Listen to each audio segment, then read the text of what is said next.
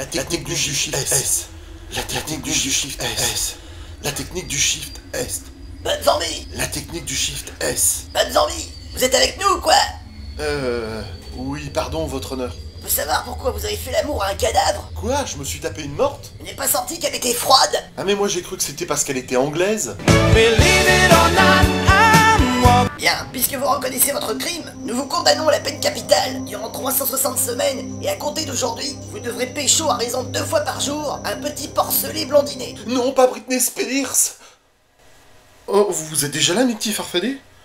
Ah, j'ai fait un cauchemar, je vous raconte pas. On se retrouve après le générique.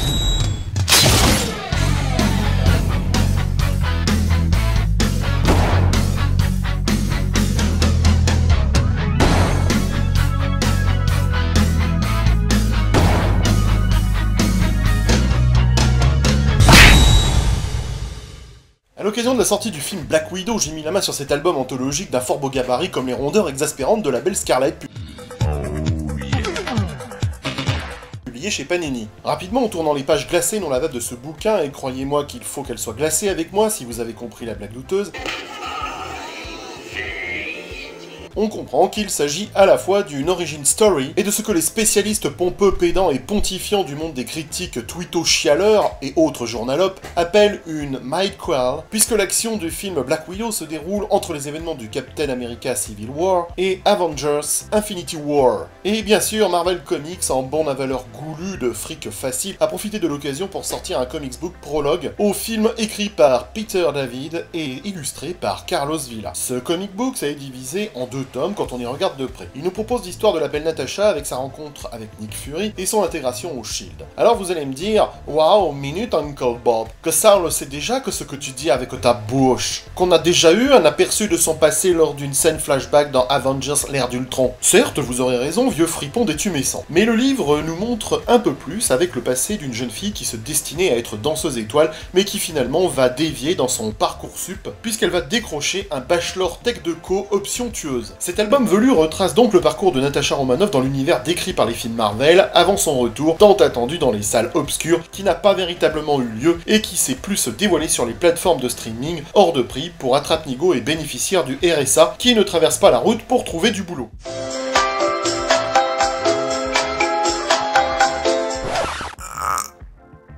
Bon, nous le savons, et pas seulement de Marseille, en bon collaborateur complice des milieux interlopes dédiés au consumérisme que nous sommes tous, les albums prologues aux films du Comic Cinematic Universe sont devenus une tradition. Et la tradition est le creuset de la modernité, comme disent les vignerons du Ventoux. Mais cet album est particulier car il marque la fin d'une époque.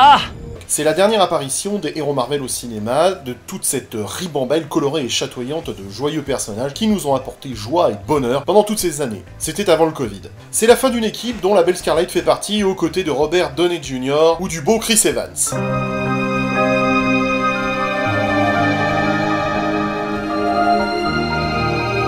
La deuxième partie du bouquin nous présente des personnages qu'il faut connaître avant d'aborder le film, car ils sont dedans. D'abord, il y a le Garde Rouge. L'album nous présente donc 2 épisodes péchus des Avengers 43 et 44 d'août et septembre 1967, écrits par Roy Thomas et dessinés par John Buscema. John! Certains d'entre vous ont pu peut-être lire ces épisodes dans le Submariner 8 chez Haredi en avril 1978. Le récit est prétexte à nous faire découvrir, ça se dit Discovery en anglais, le Garde Rouge formé et conditionné pour être l'égal de Captain America à tous égards, sauf pour défendre le communisme.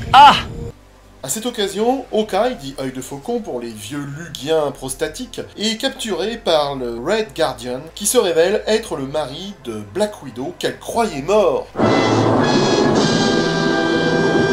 Pour la petite anecdote, sur la page 5, dans le panneau 2, il y a une référence au Seigneur des Anneaux sur une affiche de combat derrière Hawkeye, où les combattants sont Slammer Sauron et Freddy Frodon. Ah oui, j'ai le coup d'œil, hein. Non, ne me remercie pas, c'est bien naturel, ma gueule. Tu veux aussi un petit massage testiculaire?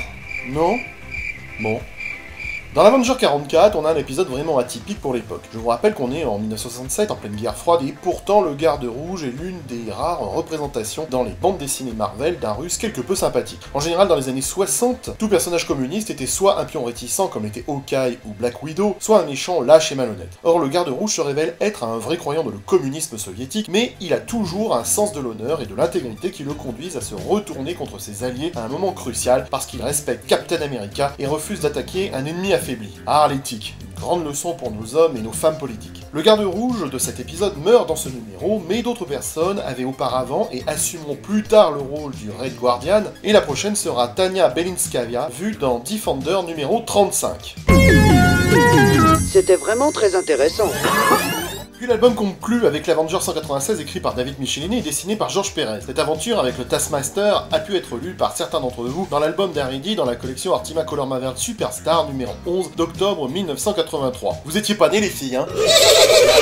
Il s'agit de la première apparition complète du personnage préféré des fans à l'époque, le fameux Taskmaster, avec sa capacité de réflexe photographique qui lui permet d'être qualifié de mutant. Or la mémoire photographique est une capacité ordinaire chez les humains, et il est donc un peu gonflé de dire que c'est un pouvoir de mutant, ou bien ma femme en dit une. Non. On y voit aussi Jocasta, la compagne d'Ultron, qui est officiellement accueillie dans l'équipe active des Avengers, peut-être en remplacement de Miss Marvel, qui sera larguée de l'équipe dans les mois suivants. Débarquez-moi, cœur ouvert au bout des doigts, j'ai viré de...